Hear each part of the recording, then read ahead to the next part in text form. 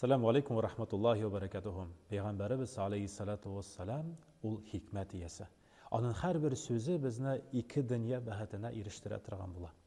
Hem kengeşlerden birisinde Peygamberimiz aleyhissalatu vesselam bizni irete kişilerinin arasında muhabbetini nığıta turgan bir zor kirek bulgan ahamiyetli kengeşke. Peygamberimiz bir kıska ayttirip nasihat bire. Bir-birigizge bulaklar birişigiz. Yaratasızmı siz bulaklar birirge? Mana Peygamberimiz ayta, bir-birigizge bulaklar birişigiz şun ko'ngildan ham arada bo'lgan ilfat muhabbat sizning hurmat bir-birigizga qarata. Ul tag'in da ortar inshaalloh. Ham bir-birigizni suyib, motor etib, tatug'ina baxtli bo'lib yasharsiz inshaalloh. Bulaklar bit ishtirli bo'la. Eng jingili ul maddi bulak. Birer kıymetli, qadirli bulak. Aytırsın mesela altın bilezik yakinde altın muyunsa bulak etesin xatınına yaki irine xatın bulak ete aytim mesela kız jitkeş yılı naski bulak etirge bula. Ul maddi bulaklar.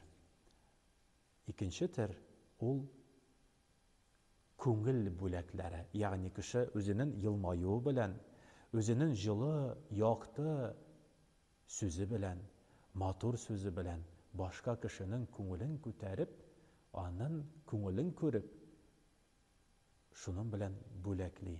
Хәтта кай вакыт җылы сүз кешенең бөтен тормышын, бөтен көнен үзгәртергә дә мөмкин. Шуңа күрә оялмагыз, бер-берегезгә матур җылы сүзләр әйтегез. Mesela bugün irte bilen balаны балалар бакчасына ирткәндә карыйм bir ханымның матур, шәшәкле, йылмаюшан йөзләр белән тулы булган наз кие. Ул ханымның кәефе бик төшкән хәлдә иде. Мәгәен йокы туймагандыр. Мен енді ай-һай, subhanallah, нинди матур наски кигәнсез дип әйтүем дә булды. Ул ханым елмайып да җибәрде. Ой, рәхмәт хәзрәт, Алла разы булсын. Оныттым алыштырга, шуның белән эшкә барам инде дип, теге шатлана, елмая китеп барды.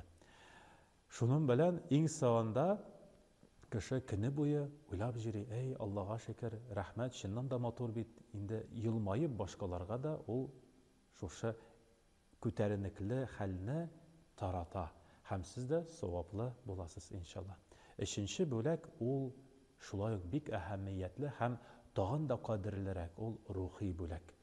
Безнең теләкләребез, дуаларыбыз, безнең Аллаһ Тәгаләгә ялваруларыбыз, ул Аллаһ Тәгаләгә якынайта торган безне дә һәм кем өчен без дуа кылабыз, аны да иншалла.